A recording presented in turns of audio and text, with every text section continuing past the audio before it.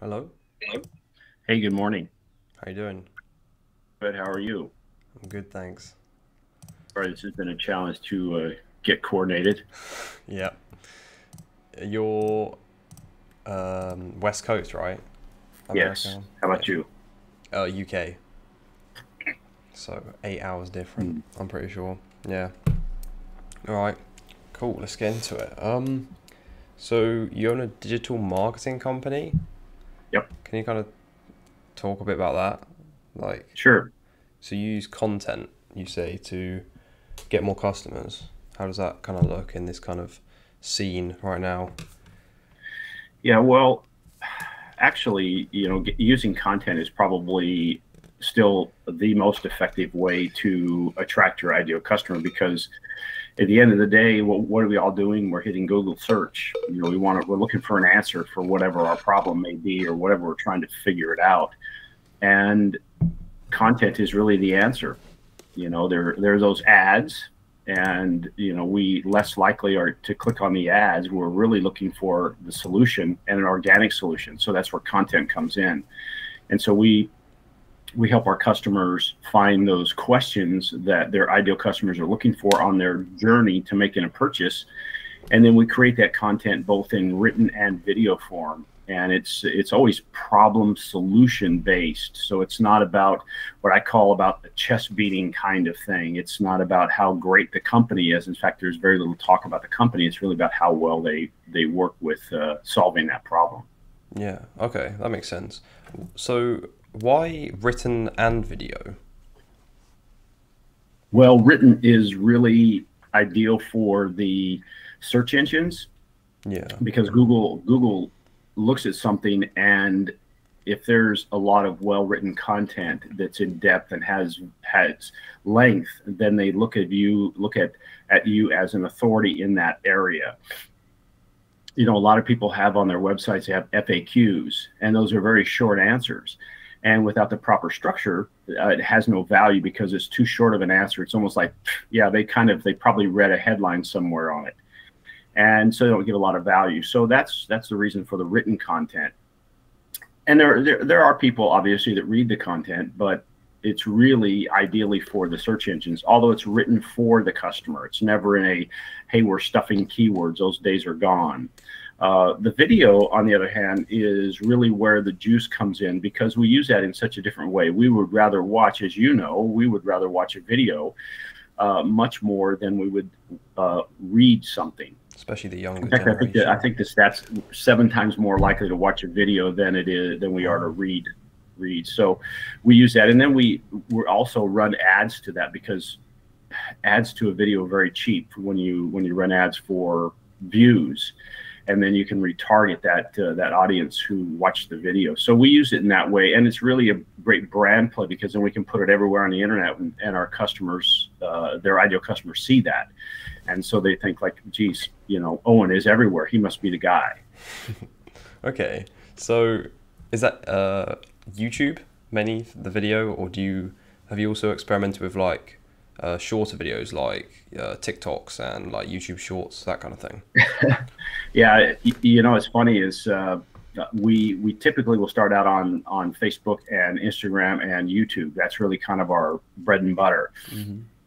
And we've just in the last probably 60 days started putting things out on TikTok just because we kind of experimented. In fact, I didn't even tell my customers. I said, I'm going to just make some shorts from their main videos because their main videos are usually 3 to 5 minutes in length. And I started putting them out there, and these are some obscure type of industries, and they still did very, very well. So I just sent out a letter yesterday to my clients that we are now doing some omnipresence. We've been working on something for about the last 7 or 8 months to help have an omnipresence appearance for our clients. And now we're going to be up to about 20 different platforms. Wow, So, yeah. 20. So I don't even think I know 20 different platforms. Yeah, there are platforms that probably wouldn't think of, like Google Video, Okay. YouTube Video, obviously Facebook, Medium, Twitter. There's a lot of different platforms out there that we come across when we're in that search mode, that we all of a sudden we show up on this page and it's a different platform we hadn't heard of. So, I'm not saying we're going to be on all 20, but we're going to be up to 20. Oh, okay. And, Yeah. Yeah. Yeah. Because I wonder if you might reach the point where, well, I guess you can scale it, but you might struggle if maybe it's better to focus on perhaps like a few than if you go too wide, then you might struggle. Do you think that's possible? Well, what we've been working on, Owen, is we have this now all automated. So it's one of those things where we just basically drop it in one bucket, and because of the automation we've developed, it will then put it out to other places with different titles, different, in other words, it's now native to that platform. Oh, okay. Yeah, that's good, because I do hear I think it's like Gary Vee and people also like Alex Hormozy talking about how each platform is the way you kind of make the content should be a bit different. It's not the same like demographic really. It's like if you have like, I don't know, say like LinkedIn versus TikTok, that's really quite a different audience you're probably going to be hitting. Yeah, it is quite a bit different. So a lot of times, as an example, I just did this project for a client out in Nashville a couple weekends ago, and we've got 16 hours of content. Well, we're chopping that up into 1 minute, 30-second type of clips, and that's going to give her literally hundreds of pieces of content that then she can push out in different formats, because hers is more of a business type of thing, but it fits perfectly into that TikTok or that that reel or short moment on YouTube that works perfectly for her business. All right, cool. What was I going to say? Do you think do you have like a sort of number of like how often people should be posting? Because is there a point where it gets too much and like people perhaps get overwhelmed, or is it more just like try and get yourself out there as much as possible?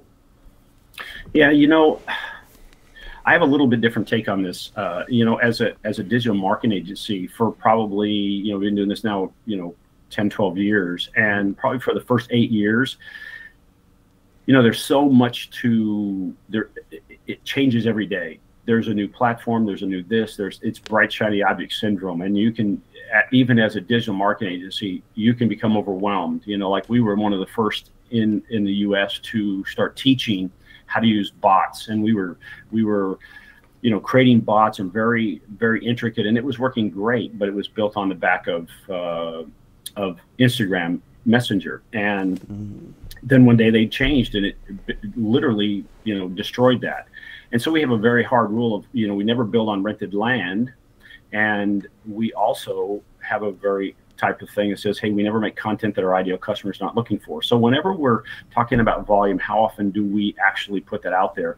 I became disinterested in so much doing a lot of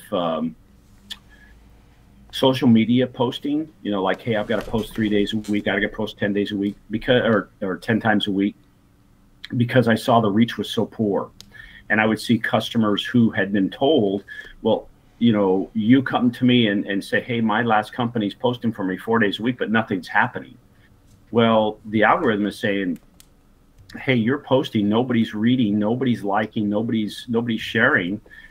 Just because you're posting more just means the algorithm dislikes you more. Just more. So they're going to show you less. Yeah, exactly.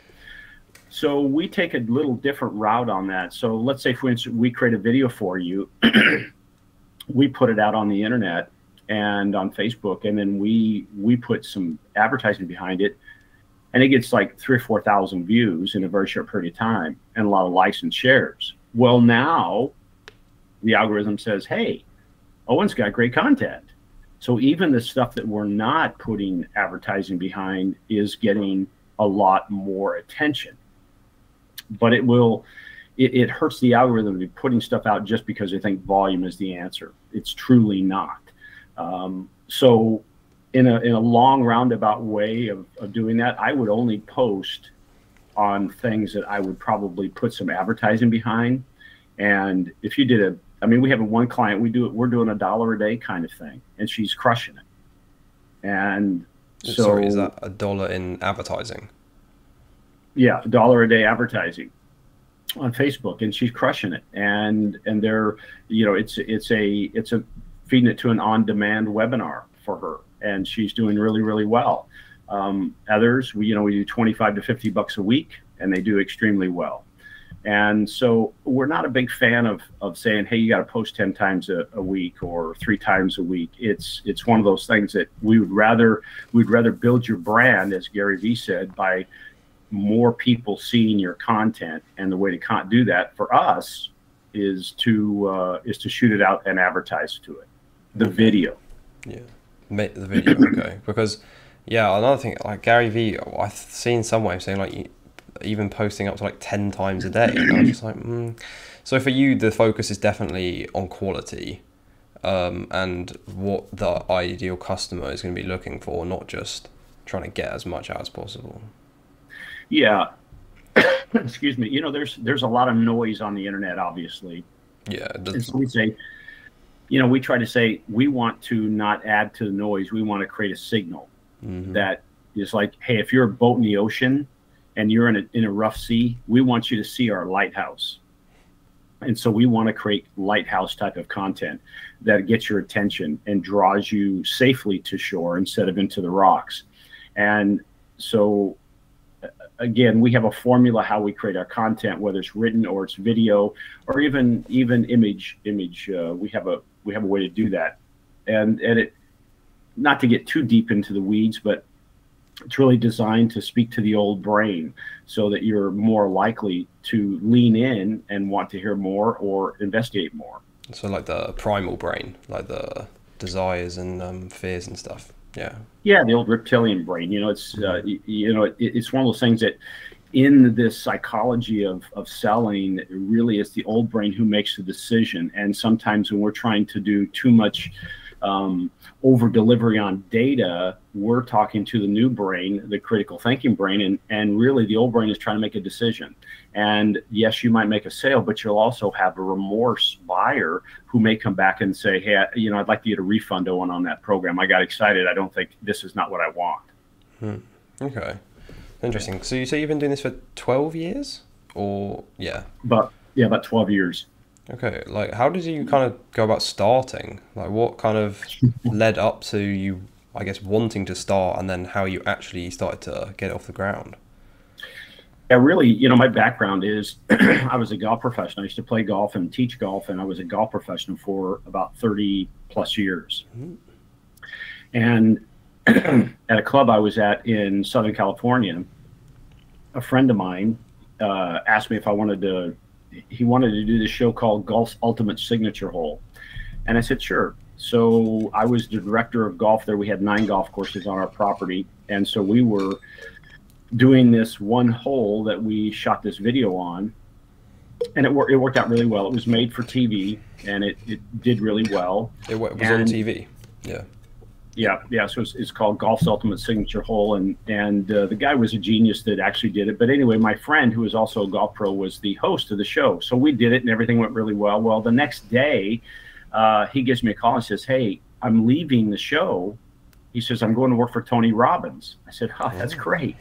And I knew he knew Tony Robbins because I'd seen him where I worked. He was teaching on the range out there, and you can't miss Tony Robbins. His hands are bigger than my head.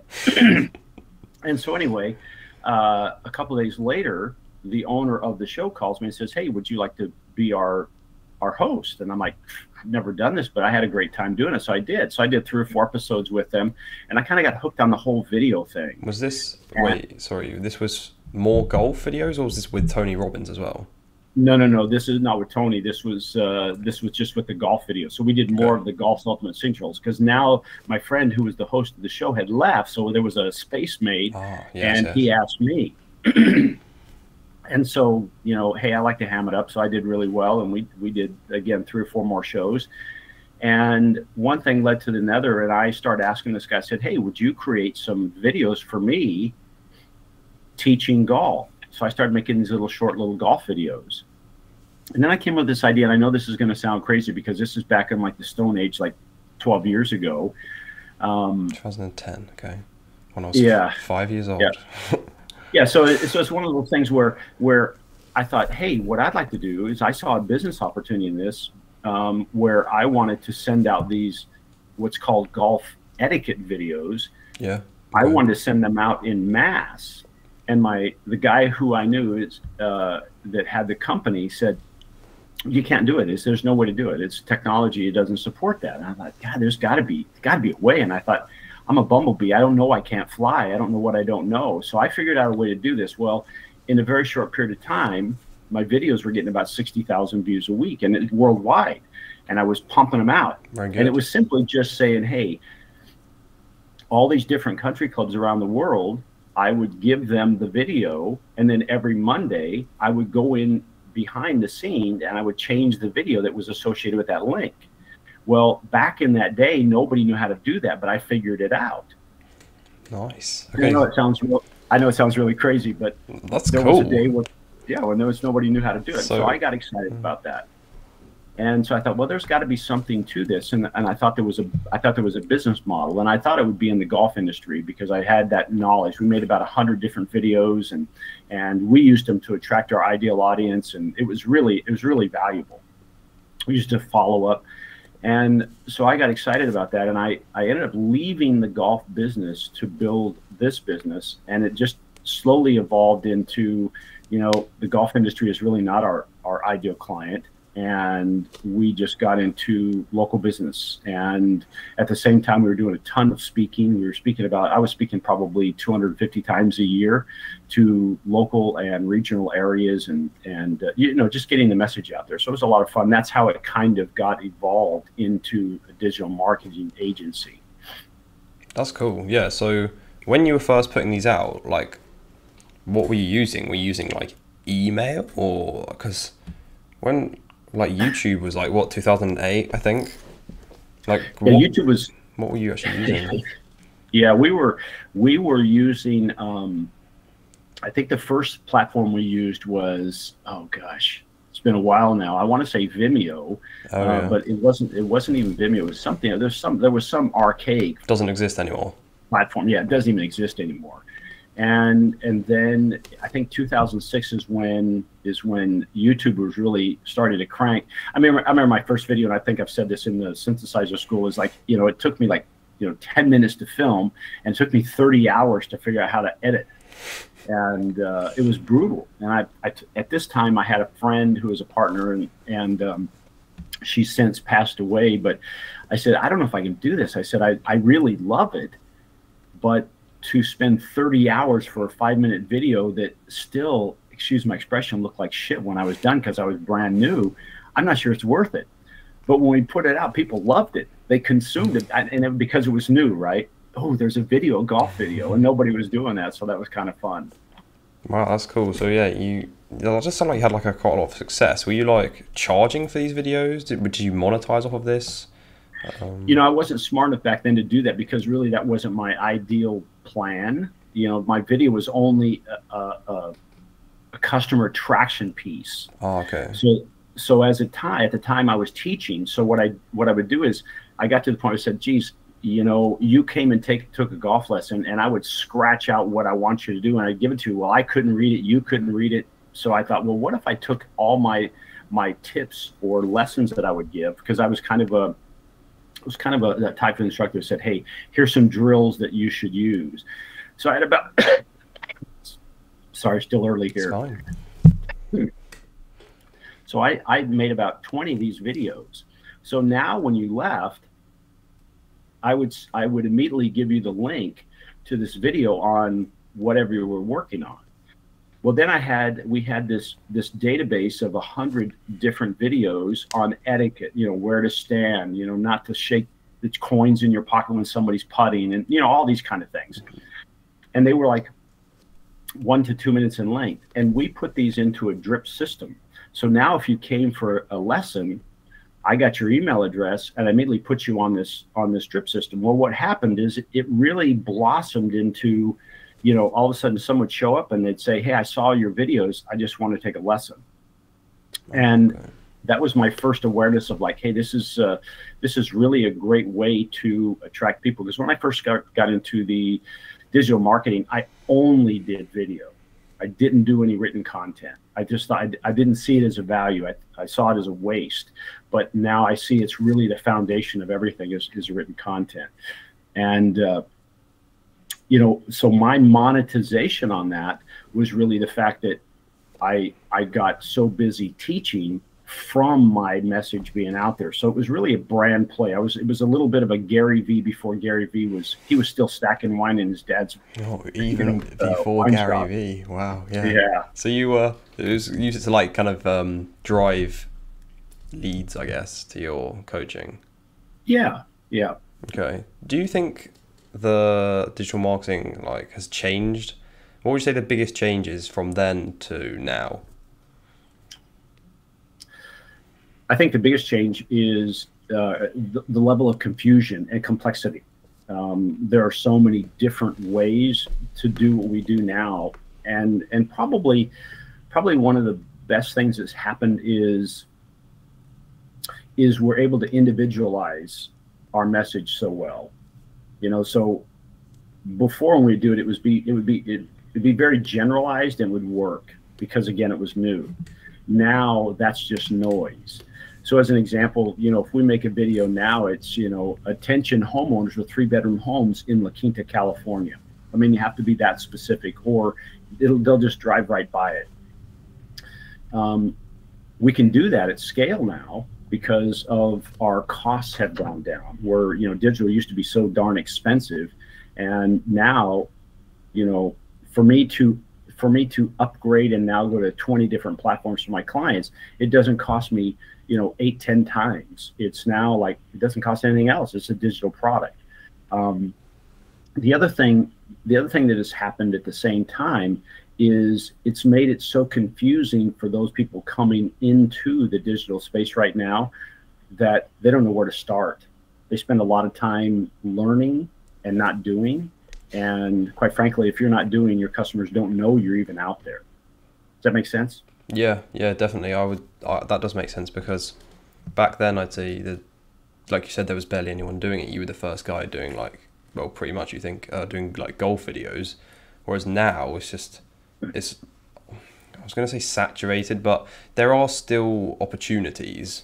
But like you said, you do need to like be a bit more niche because if you just try and be too broad, there will already be like some big guy up there who's already got like millions of followers or whatever, and you're just not going to get any traction really.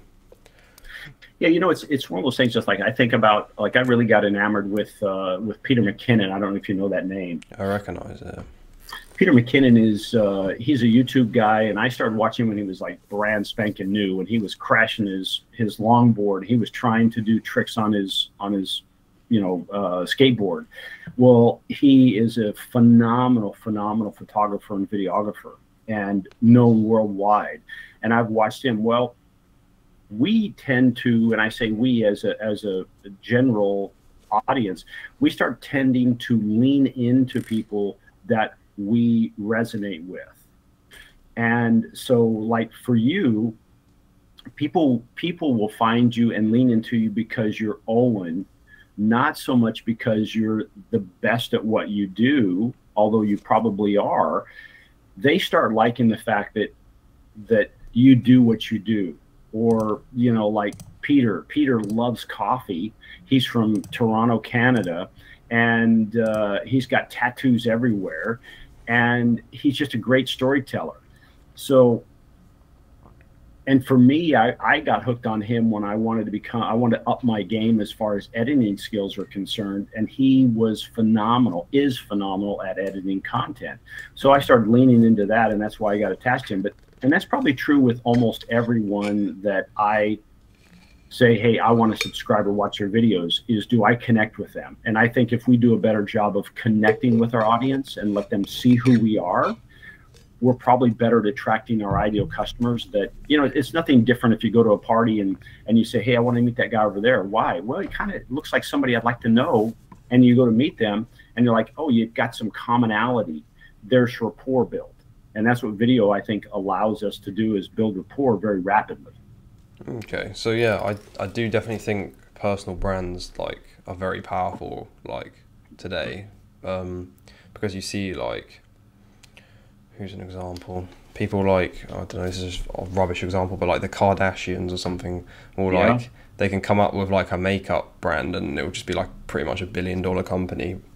Same with like Elon Musk, like, because people trust the people and they like them, they can like create the value out of nothing basically. So do you think like a personal brands are quite like beneficial and powerful today? And do you try that with any of your clients? Do they keep it about the business more? There's a little bit of a mix there. It's kind of a fine line, because there are times where I need to create content for a client, and I could do it so much faster and easier if I didn't have to use the owner of the business on screen because he's busy. But he's been in so many videos, or she's been in so many of the videos, they are the face, and we don't want to confuse our audience. So I think personal branding is only going to become stronger as we move forward, because again, we want to do business with people we know, like, and trust. And a big brand versus Owen, I'd rather know Owen. And if Owen says, hey, I just started using this toothpaste, and I'm used to using things that you do because you service my air conditioner, I trust you, so I'm going to start trying that toothpaste. That's the power of branding. And we have a couple of clients right now that literally we are starting to say, hey, how can we now take your database, and because we know this is who they are, what other things could you sell or offer them, because they know, like, and trust you so much? And they hadn't thought this way. They think, hey, I just sell widgets and that's all I can ever sell these people. I'm like, no, these people have tremendous discretionary income, and they already love you. And quite frankly, they'd only like to go one place if they can get many things from you. So it's an opportunity to scale their business 6, 7, 10 times what they're doing without them doing any other work. So I think branding, personal branding, has only become more powerful. And I think if you were going to lean into something, boy, that would be where you be, is be that personal brand first, and be a media company first who happens to sell something instead of the other way around. And that's probably the mindset when you said, hey, what's the biggest thing that's shifted? That's the thing. You're no longer a heating and air conditioning company with marketing. You're now a media company who happens to offer that. And when you can get that mind shift. That is very interesting, yeah. I finished reading this book recently called To Sell is Human by Daniel Pink, and that one of the key things in that, he was saying how with now the customer can get more and more information, like the information asymmetry is really gone down. Like, so sales now, he was making the point that it's a lot more about helping them and trying to serve them, and that they trust you, than you just trying to kind of scam them basically. Because like the used car salesman doesn't really have like a good what's the word, it doesn't have good connotations, reputation, yeah. So I thought that was interesting. Yeah, that does sound like what you're saying, how, like you said, know, like, and trust you. Yeah, okay. So is it just you, or do you have like a team? Yeah, I have a group of people. I have about 17 or 18 folks that work for SwingPoint Media, and most of them are freelancers, work around the world. And I tried to hire people locally, and let's face it, the talent base for what we do is not real deep. I just recently even interviewed a couple of graduating marketing students, and no offense to them personally, but their education left them at beginner. It'd have been better if they had not gone to college, just come to work for me and be an intern. And so, yeah, we have about 17 people. They're writers, they're videographers or editors, proofreaders. They take care of social platforms for us, that type of thing. And I have a gal, her name is Michelle. She's my admin, and she kind of runs that all in the background to make sure it happens, that we post every week, and everybody's getting their work done. All right, that's cool. Yeah, what do you think about university then? Do you think, or college, I think they call it in America, so you don't really think the marketing courses are really worth anything, basically?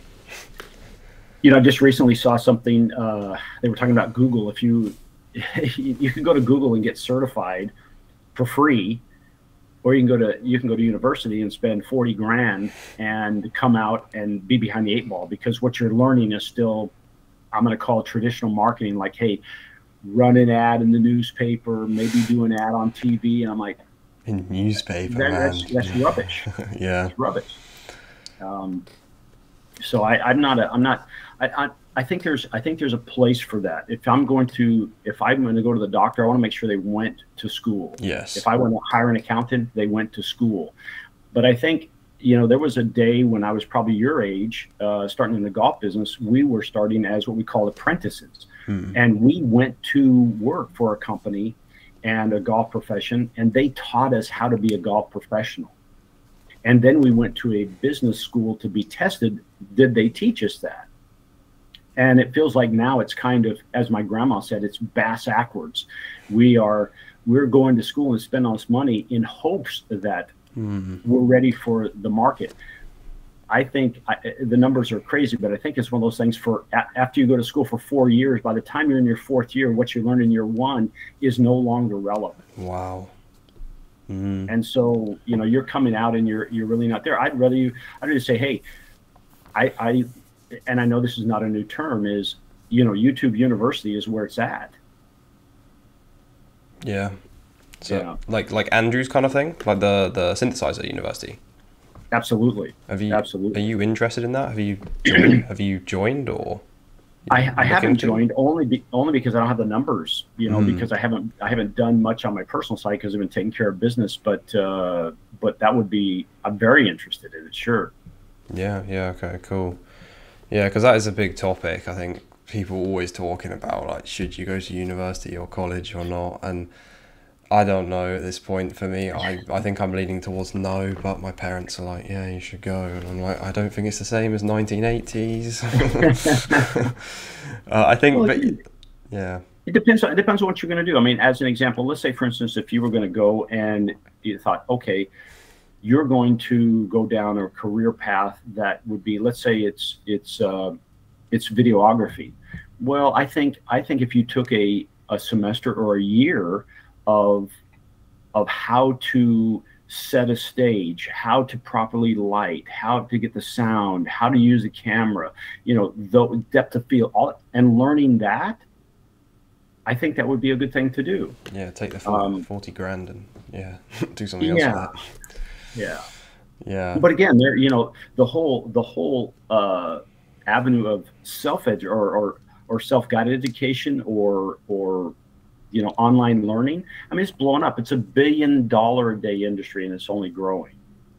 Yeah, definitely. Because I think, like you said, with like doctors, lawyers, stuff like that, I think that's But I feel like you shouldn't just go because you're not really sure what to do. I think a lot of people do that. And they're like, everyone says university's good, so I'll just go. And it's just like, I don't know. We'll see. So I think there's better places to spend your time. Okay. Yeah. That's because that's what I was thinking. People talk about the money, but I actually think more about the time, really, to be honest, I think. Because, like, well, I could be going and learning in those 4 years somewhere else where it's, like, better learning, more applicable, like, stuff to the real world. Anyway, linking back to so you said a team of, like, 17, 18 people. Yep. What do you look for in an employee, I guess? What kind of skills do you look for? Yeah, it depends on exactly who I'm looking for, but in most cases now I only hire highly skilled people and people that have results, because let's face it, as a business owner and you hire me, you're only hiring me for one thing, and that's results. So I do the same thing. When I first started out and I'm hiring people, I was always trying to be budget conscious. Well, let me start with somebody who's maybe new. Well, what I found out is I'd hire somebody to write articles, and then I had to spend another 2 hours teaching them, editing it. And I thought, my time is worth more than that. So now what I do is I hire the people that I'd say are probably the upper crust of what they do, because then when they deliver it, it's ready to go to market. The A players. Yeah, I don't have to screw around with it. And so I'm looking for people who have you know, I use a product called Upwork. You're probably familiar with Yep. that. And I've used it for many, many years. And so what I do is it allows you to ask, hey, what level you want to look at and what level income you want to look at. And I always say, hey, I want to be, you know, expert. Mm-hmm. And many times, and this was a mind shift for me, is I always thought I had to know what to do first before I hired somebody. And now for me to scale my business, you know, my thought is, you know, who, not how, because Mm-hmm. how means I have to spend, you know, 30, 40 hours figuring this stuff It's out you, or yeah. more. Yeah, but how is I can in 10 minutes I can put an ad on Upwork. In a day I can hire the right person and I can start offering a service tomorrow. And I don't even know how to do it, but I have the right people to do it. 30 hours saved right there. Yeah, I heard Alex Hormozy talking about that, how you need to get to the point where your business is more than just your brain, where you teach everyone and get them to do stuff. You need to bring people in who know more than you about things. And Yep. I can imagine that could be quite hard. Did you find it hard, like at the start, to like hand over the reins, I guess, to other people and put trust in them instead of you overseeing everything?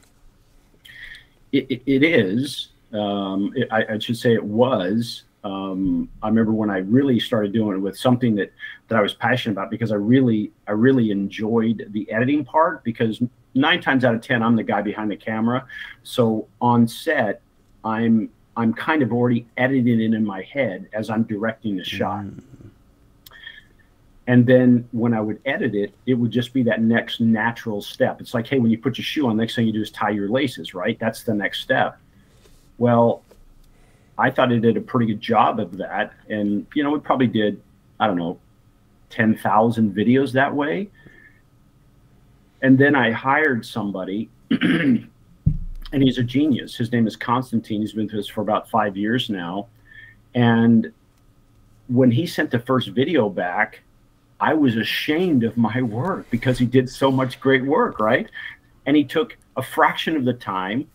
And really, when you talk about that, a fraction of the cost. Like, how can I afford to sit down and spend, you know, 8 or 10 hours on a video when he can turn this thing around in 3 hours, and it makes me look like a kindergarten kid. So that was kind of that first step. Like, okay, I get it. I'm not editing anymore.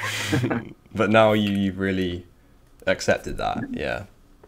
Yeah, and I still love to write. I write almost every morning, and sometimes I publish it. Sometimes it's just for self-help. And there are times now that, like, I would say probably 90% of the content that goes on SwingPoint Media website, it's all written by my staff. I look at it, I approve it, but I don't write it anymore. Probably, you know, 1 out of 10 articles, I actually say, hey, I want you to put this out, right? And then they'll still take it and then rewrite it to make sure it's like it stays with the theme of SwingPoint Media, and then put it out. It was hard, but then it's one of those things, like, you know, we're kind of in the last week of a 6-week holiday, and that has allowed me to do those kind of things because I know my staff is in place. So it makes it's kind of that cake and eating it too kind of saying is I get to enjoy that and know that my business and my clients are still very well taken care of. Nice. Okay. Cool. If I could have done that at your age, you know, that would have been, it's a game changer. You know, if you start that right now and say, hey, what kind of services do I want to offer? Great, go hire those people and start offering it today, Okay. and know that it can get done. What would you say, like, the main thing that kind of held you back, or like the main mistake which kind of stopped you from growing perhaps as quickly as you could have done at the business?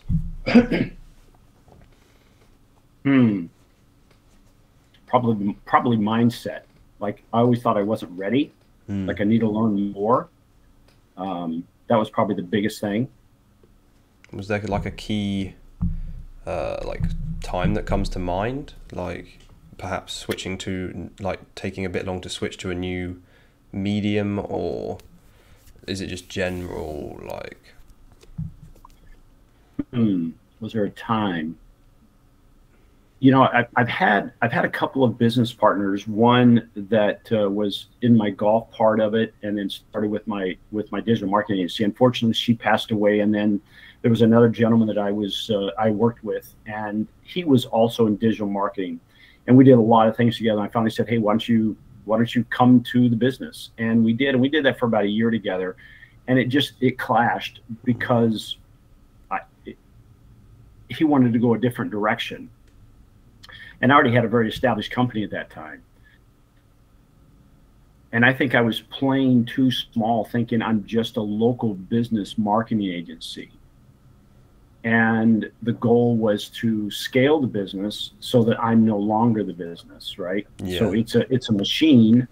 And so I think that's probably just become a reality in the last, 6 to 9 months, if you will. It wasn't this thing 5 years ago, like, oh, this light opened up in the sky and I heard the music and violins or whatever. No, it wasn't like that. It was just like, sometimes you get to working and you're working all the time, even with your staff, and realize, hey, is this really what I want to do? So like my mind shift now is to scale my business is not to get 100 new clients that I do done for you product. It's more of now shifting and saying, hey, there are people out there like Owen who want to do this, but they don't know how to do it by themselves. So I'm going to do a done with you program. So I can teach many people at the same time for less money. And now you go do your own stuff, but then I'll be your mastermind where you can come back and say, hey, Jeff, would you take a look at this? Would you take a look at this thumbnail? That type of thing, and help you grow without me actually physically being in your business every day. That's where I see that next evolution of SwingPoint Media. And at that point, be more of a personal brand, if you will. Okay. So you're looking, yeah, so I was about to ask you about the future, where you see it going. So it's more about kind of you almost stepping, I was going to say stepping back, but almost like stepping up kind of, and kind of watching more from above. Yep. Hey, hold on. Can we hold on for just a second? Yeah, sure. My wife's going to grind some coffee. I'm just going to mute for just a second. Yeah, go for it.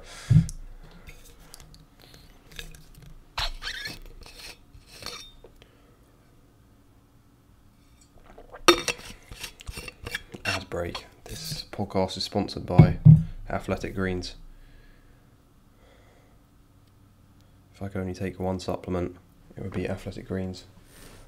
70 vitamins. athleticgreens.com/the Sheasby podcast. Okay, I'm back. Right. Sorry cool. about that. No problem. Okay, so yeah, you're looking to kind of more step back, or like step kind of up and oversee it more, because that what you were saying was bringing to mind this. I think it's from like Tim Ferriss or someone. How like if your business can't run without you for a week, you don't have a business. You have a high-paying job.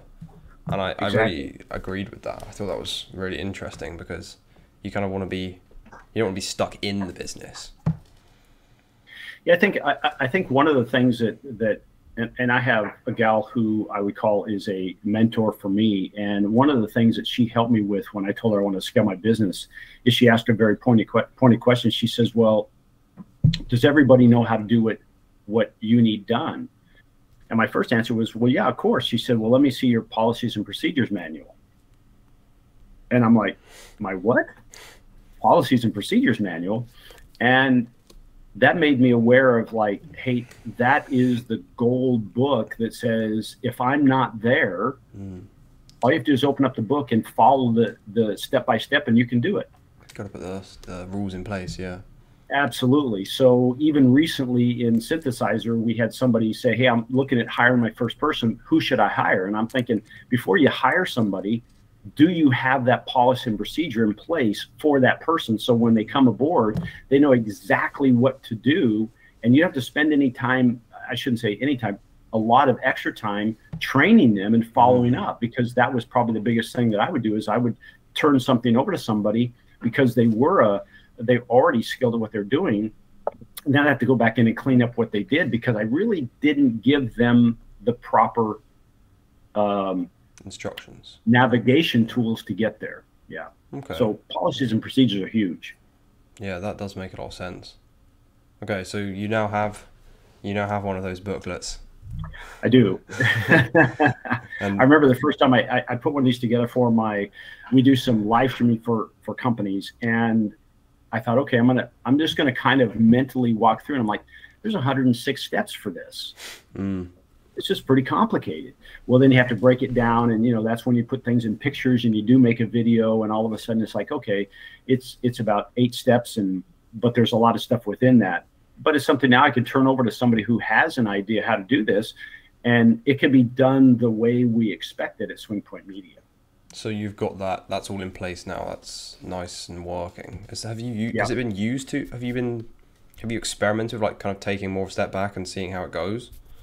Oh yeah, yeah. I mean, like as an example, I throughout the week I don't interact with any of my staff with the exception of Michelle, and then once a week, every Monday, we have a meeting, and I find out where we're at. So I'm holding her accountable that every one of our clients, their videos have been posted, their articles have been posted, and that type of thing, and it's written properly.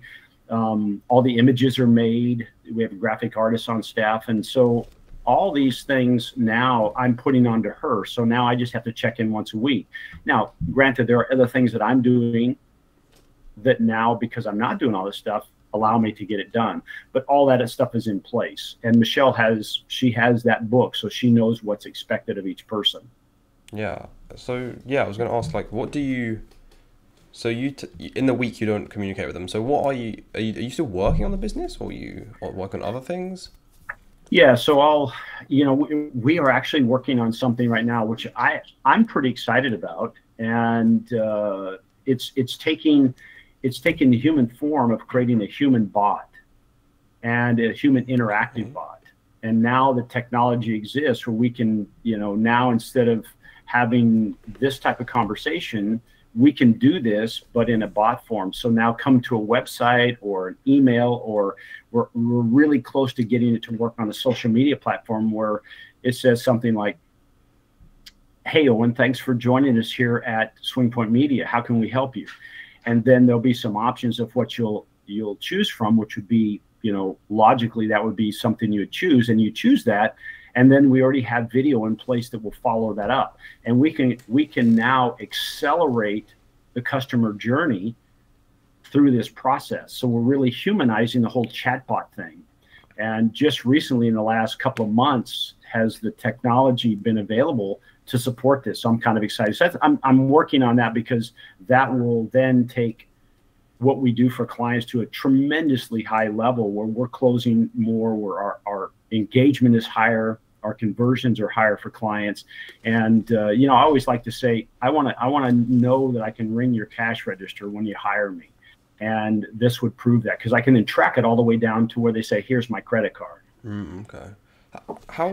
What's the difference between, what do you kind of mean by like humanizing the bot kind of interface or whatever? Because yeah. So what'll happen is, let's say, for instance, I spend 10 minutes with you on a video, and I shoot the video, and I have you do a certain thing, and then I can take that and drop it into an AI program, and I can make endless number of videos with you in there, with your voice, saying what a script I've written. Oh, okay. And so now it takes that pressure off the business owner, because they no longer have to be present for me every 6 weeks to shoot video. And I don't have to wait for them. I can have them say exactly what I want them to say. And so that's a huge difference. That's a game changer for us, because now we can move at warp speed, and the message is absolutely perfect. That's actually really cool, because I thought what you meant was like a kind of chat bot, which like you message it and it's like, I want help with this, and then the bot responds to you. But so you're using AI to create content. Yeah, and then let's imagine you got an email, and video doesn't play well in email, because it can be blocked by so many platforms. But we've now got to the point where we've tested it, and we can actually send video via email, and it's interactive. So you click it, and it's a message from you about whatever it is. And then it's one of those things where now I can engage and respond back. So as soon as I respond back, that content is saved, and then you can get that and say, oh, Jeff responded back and he had these specific questions. You can respond back, so you can have this conversation going on through to the point where video you close the deal. What's that? Through the video, or Yep. just Yep, or through the send video. another email? Okay, wow, that is. Yeah. So that's not YouTube doing that. Nope, not YouTube. So do you have like, you're using another platform, right, to do this? I am. Yeah, I've stitched together 2 different platforms to make this work. Okay, so are these like open platforms, or are these you built or you paid for? Or? Yeah, these are platforms I paid for that, you know, I'd like to say I'm smart enough to work with AI. I'm not. Again, it's one of those things, why would I invest the probably millions of dollars it takes to do that, and somebody else already has it? Let me leverage it and use it in my direction that I want to. Because when I spoke to them, they're like, oh, we hadn't thought of using it like that. I'm like, to me, that's where my mind went immediately. Like, this is an engagement. Like, you walk into a store and you need some help, you're gonna ask for the clerk, right? And so there's always a clerk on duty. But the cool thing about it is we're taking it to not just, hey, I'm just on your website waiting for traffic, but we can embed it into an article. Let's say, for instance, one of our clients, they have one article that gets almost 3,000 hits a month, or 3,000 visitors a month. Well, this is a very intentional piece of content that people are real close to making a buying decision. Well, if all of a sudden we have the owner show up there, or the general manager show up there and start engaging with them, I think we can convert even a higher percentage of these people into buyers. And we can do that on a blog content, social media content. We're not quite there on social media. We're almost there on social media, through email. You know, we already know that if we put the word video in the subject line of an email, it increases the open rate by 20%. And so by having video and very short written content inside a video, but now making it an interactive video like we're talking about, I'm pretty excited about that. So that's what kind of keeps me busy right now, is figuring out, because you have to think of all the logic behind the conversation. Well, if I ask you this, what are the possible questions that you'll have, or responses? Well, I need a response to each one of those, and it's a video response. So it's like an LA loop of highways. It can get pretty complicated. So I'm pretty excited about that. Okay, cool. Where do you see this going? Do you plan on, you get to the point where the business is making enough and you can step back enough that, I guess, you're financially free, you're kind of retired almost, I guess.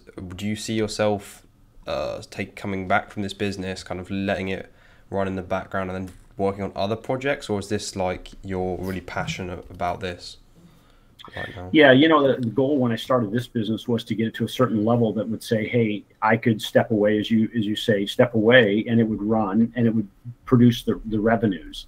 One of the things that I'm really working on right now is the next level of my clients is, I'm not the face of the business, and I have to start speaking in we terms instead of I terms, and I have to start speaking in SwingPoint media terms instead of Jeff Harrison terms. So that way, when, you know, a new client comes aboard and Sally is helping them, they don't feel like I've set them aside or they're any less because they're not talking to Jeff. And that's probably the next 12 months to do that, to get to the point where now all communications go to Michelle, not to Jeff. And then even if Jeff has to handle it, Michelle will tell me. And then the idea is to step aside. I love speaking, so my goal is to spend more time probably speaking and probably making a lot more videos, and really just growing the business. But the really other thing that I love to do, and sounds probably corny, is I love playing pickleball. That's cool. I don't really know what that is, but yeah. So anyway, during COVID, I got involved in it. I really enjoyed playing pickleball, and I probably play 5 or 6 days a week, and I play competitively. I play in tournaments. Well, this is a sport that's starting to explode. So about maybe 8 months ago, I built a platform called the Pickleball Journal, and it was only designed to be a content place where I could get hundreds or hundreds of thousands or millions of views a month, and then use that to sell product, because I know at some point that platform then will be worth millions, and I could sell that, and that would really be my retirement piece. Mm-hmm. So, going back to the very beginning, is content where it's at? Absolutely. Because when you attract the right customers, all things are possible. I always said, hey, when you have an email database, you have a database of people, that really is the gold mine. If you have 1,000 or 2,000 or 10,000 names in your database and you've taken care of them, the sky is the limit. There's nothing you can't do, because they know, like, and trust you. Mm-hmm. And so the same thing with this other piece, the Pickleball Journal website.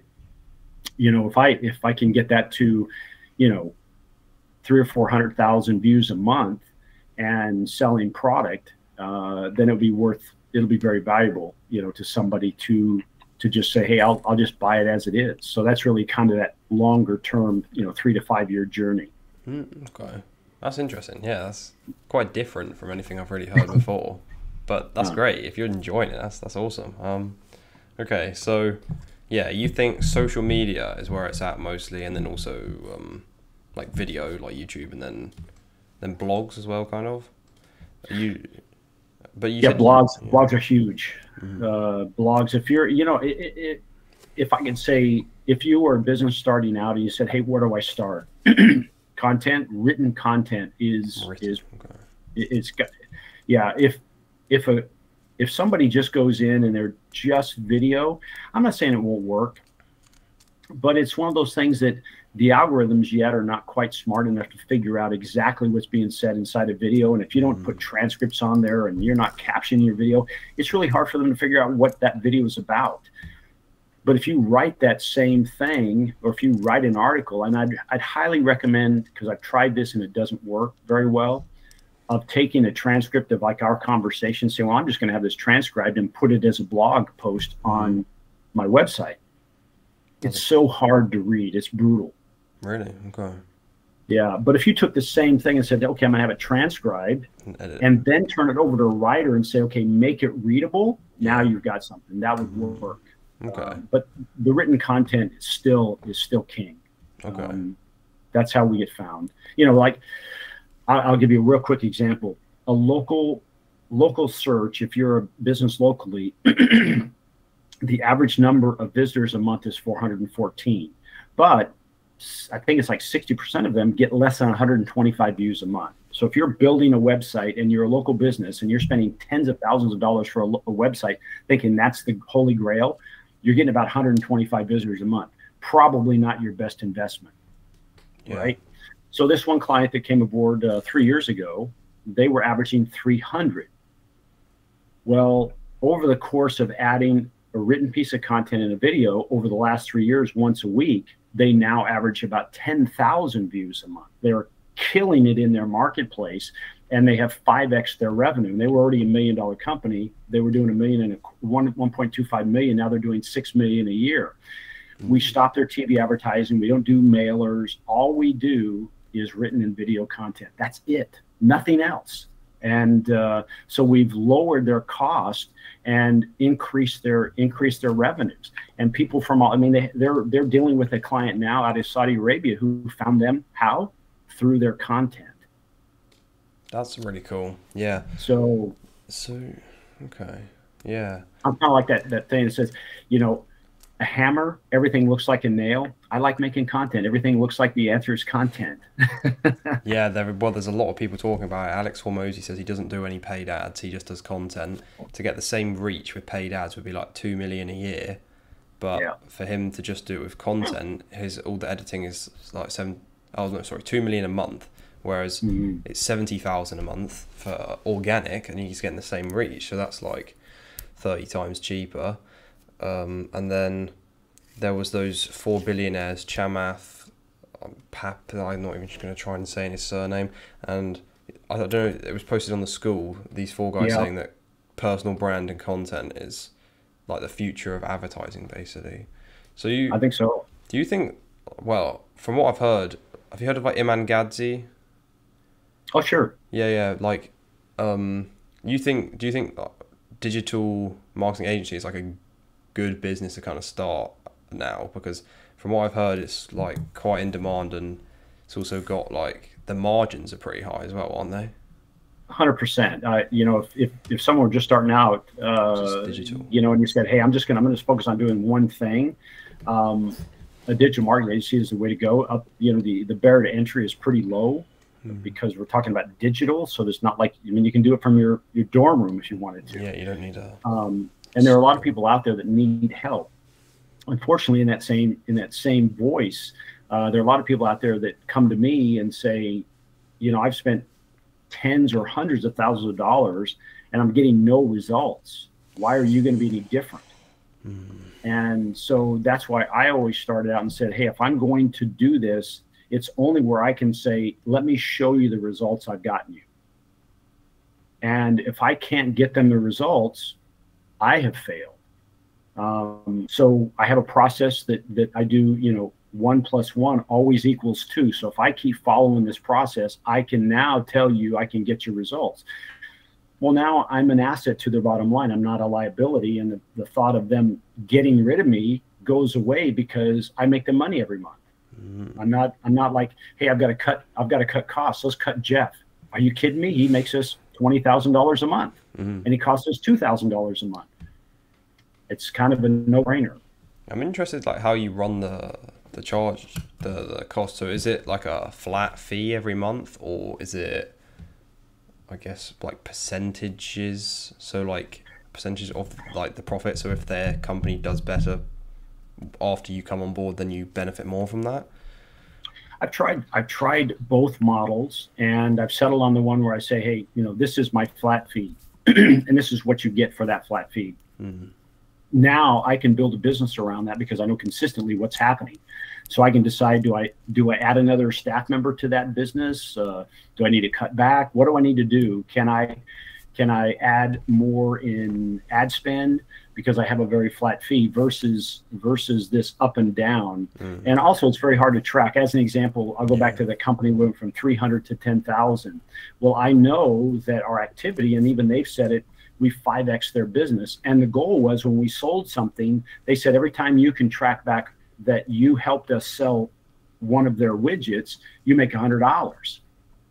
Well, we got, you know, it got so convoluted that it became one of those things like, you know what, I'm not worried about this. Let's just keep growing your business. Especially if you're working with lots of clients and you're trying to figure out percentages of all of them. Yeah. You know, there's a saying that says a confused mind always says no. Well, I think a complicated process creates a confused mind, which creates a no.